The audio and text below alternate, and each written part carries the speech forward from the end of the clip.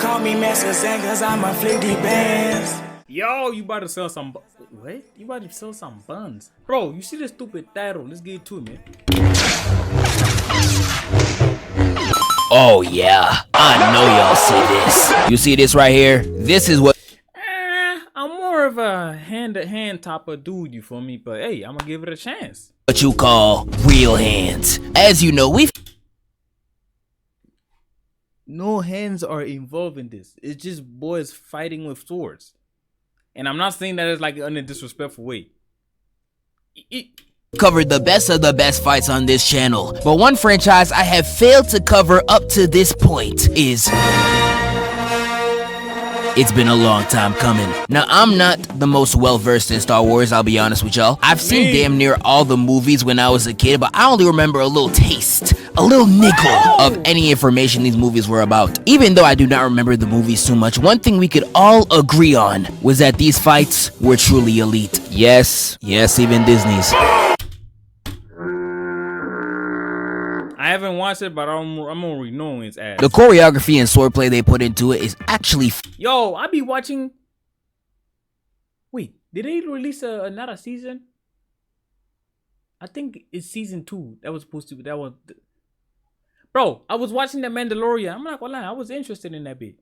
It was very entertaining. Funny... Not funny. Like, it was entertaining. Simplified things. I'm about to say, oh, it was magical. The fuck? Hell nah. But yeah, I'm not really... The question is, considering I grew up watching a lot of like series and all that, and Star Wars was like, they say it was the, like, it's a very big thing. Why, bro? And I'm 24, so it's like, you could say, bro, how didn't I grow up watching this Star Wars? I don't know, bro. They never played it in the cable TV over here, so I don't know. Fantastic, and it's a great change of pace from what I usually cover. Now, there is a lot of fights I could have chose. I heard my girl Ahsoka got a lot of bangers. One of the fights I do remember as a kid was Luke versus Darth Vader in the second movie. This was elite. But one of my favorites I have always loved was the fight against Darth Maul in The Phantom Menace. First off, that gotta be the coldest movie title of all time. But this fight, down to the simplest detail, is perfect. I'm gonna break down this fight piece by piece just so you... Bro, do not talk about the animations, bro. Because I saw they be using them... The modern animations they be using, that shit ass, bro.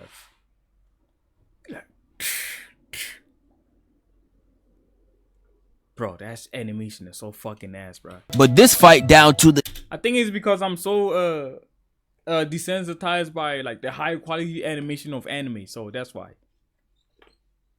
Man, even the CGI sometimes. Nah. If they use the CGI, the same CGI they were using on Kengan Ashura, I'm not gonna lie. Maybe the fights might end up being tough if like it's an anime, like it's a animated story or something like that. The simplest detail is perfect. I'm gonna break down this fight piece by piece just so you can fully understand the greatness that's here. I'm gonna crack that cranium and fertilize your brain. Go ahead, right here, right now. But before we get to this complete peak, I have to share something for the first time in this channel's history. First off, follow the Instagram or Twitter for any updates, and shout out the second channel. We've been going crazy on there, and I appreciate y'all for all the support. Any type of content I want to soft launch before it gets on the main channel will be on this one. So if you see any topics on there you want me to cover on here, please make sure to show your support. But besides all that, the real message we got here is that Young Bull got a sponsor. Yup, we got our first Zeph sponsor. Oh yeah! This video sponsor. Hey, get your money, black man, but we're going to skip this shit. I wish, bro, as long as I continue doing this YouTube, I can make enough money so I don't have to do fucking sponsors. Like, that's what I wish. It could be like, oh, insert clip. Now I'm doing a sponsorship. But bro, I just hope I make enough money from this YouTube. I ain't got to do no sponsorship. No matter, bro. Hell nah. I'm good with these. Where is it? Bro, get to it, man. Get to it. 4 extra months. Now let's get into it. Get your money, black man.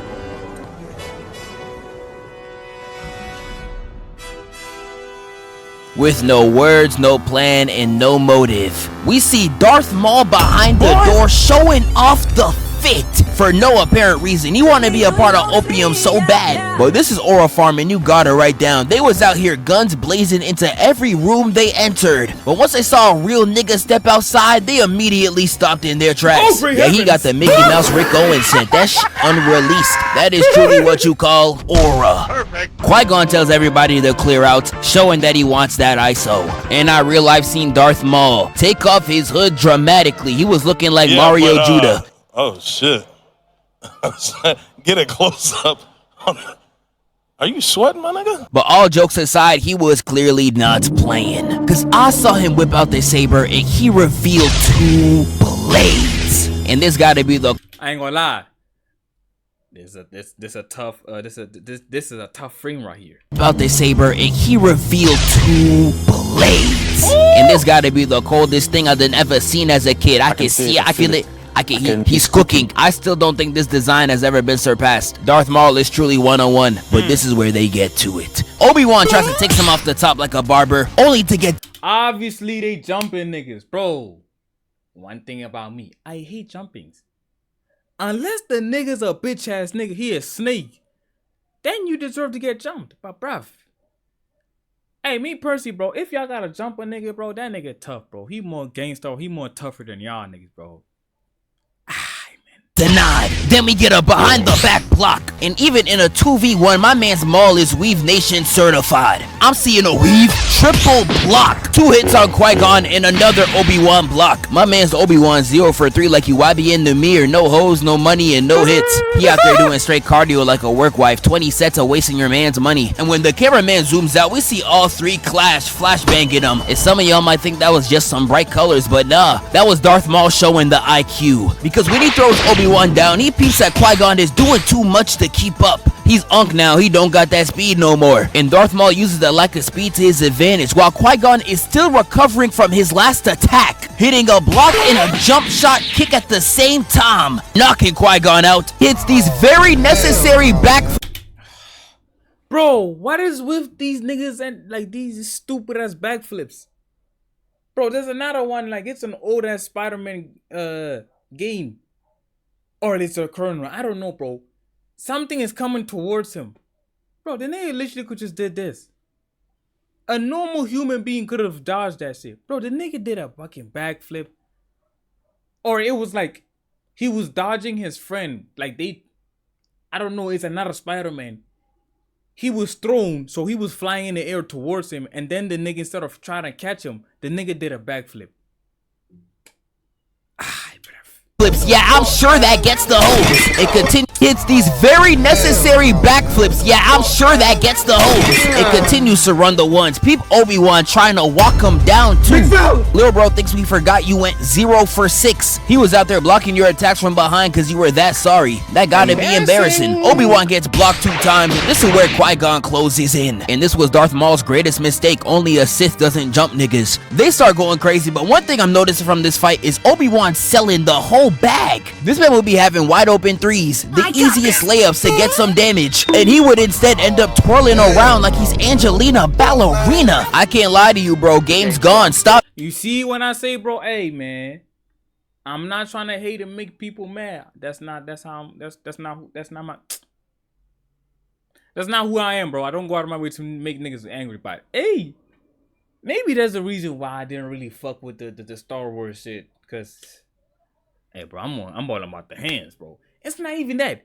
There's other shows or series where, like, bro, niggas fighting crazy with knives or, like, swords. So, yeah, I don't know, bro. But that shit was ass cheeks. I ain't even see that. Instead, end up twirling around like he's Angelina Ballerina. I can't lie to you, bro. Game's gone. Stop doing all this and put the ball up. And that's exactly why he gets punished. Darth Maul hits him with the ta, sending him across the map, leaving Qui-Gon to run the ones by himself. He goes for a low, high, twirl, get out of here. And with the Obi-Wan assist coming, even with this clean little 3-piece, he still gets blocked like trying to shoot at a girl when her friends are around. But nah, Darth Maul really needs a DPOY, Defensive Player of the Year. Not only blocking a potential headshot and a sweep at the feet, they were trying to make him limp out the club. He's still able to block both, keep Qui-Gon at bay, and make sure to position himself in a way where Obi-Wan can't even get an attack. I ain't gonna lie, this man's moving sensational. And he was playing this elite defense the whole time, keeping his saber position in a way where he cannot get snuck by either side. Like, nah, bro, he's first team all defense next to Goku, Aang, and whoever this nigga is. You truly love to see it. It's incredible. They corner him, and for some reason, we get a close-up view of the Chop Trio. His teeth blacker than Mace Windu with no lights on. I know his breath is a national threat. But when we get back into it, I want y'all to peep this real quick. Nah. Did this nigga just hit him with a fucking hezzy?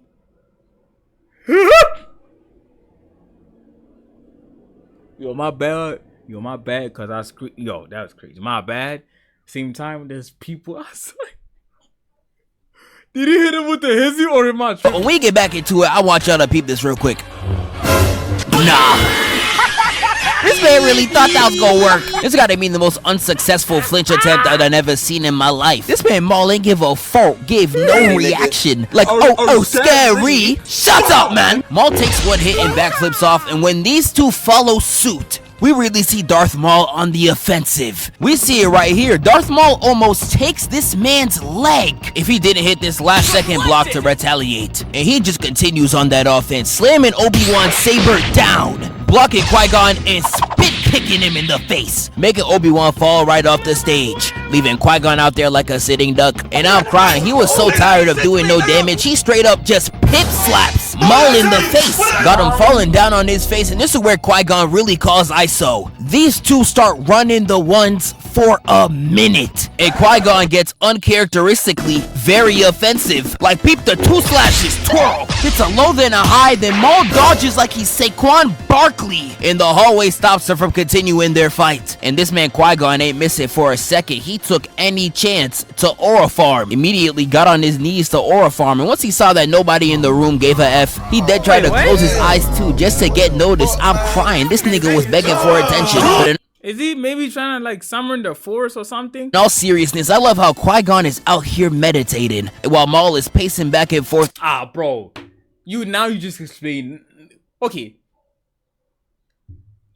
isn't that unnecessary dick riding? Cause you literally said he was meditating.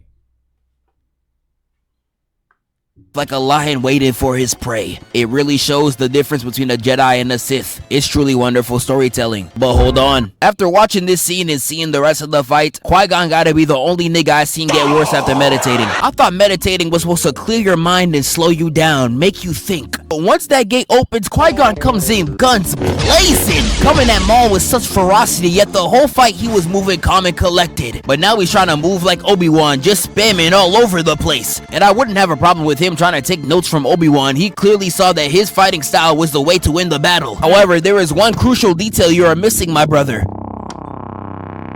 Nigga, you're 40. You cannot be moving like this 20-year-old in his prime. You're unk now, buddy. You clearly do not got it. And Maul sees this and just starts having a field day with him, putting the pressure on him while he's tired. And Qui-Gon started getting desperate. He started moving his saber around for no reason. Yeah, it been over, bro. Darth Maul hits him with a double parry and then ta! I ain't gonna lie, I thought he hit that nigga with the saber on his balls, bro. The OSC for this fight is so magnificent, by the way. You know, if this was a shonen, you would have saw Obi-Wan screaming at the top of his lungs being like, and I won't watch this anymore! Shut up! God damn, nigga! But nah, Obi-Wan just hits the coldest lock-in I done ever seen, immediately calming down and this nigga's Obi-Wan? Oh, okay. Oh, I didn't know. Getting ready to run the fade. Literally hyping himself up from behind the gate. He was spinning back on feet the same day. Truly solidified him as a real nigga for me. They both unleash their blades, and we get right into it. Fight. Look at two. Obi-Wan hits a dash attack, but Maul hits a hard in step back. We get a low, and Obi-Wan was actually about to go for the head, but Maul was about to go for the feet, no Schneider, causing Obi-Wan to change his trajectory and meet him at Kevin Hart level. We then get a parry, weave, behind the back block, throw down block into a 4-piece blitzing. Yeah, that man aiming at straight ghosts. I'm talking Casper and Hulk Hogan. They ended off with 3 parries in a standoff. And that I ain't gonna lie, bro. This nigga more tough, bro. This nigga got literally dual sabers.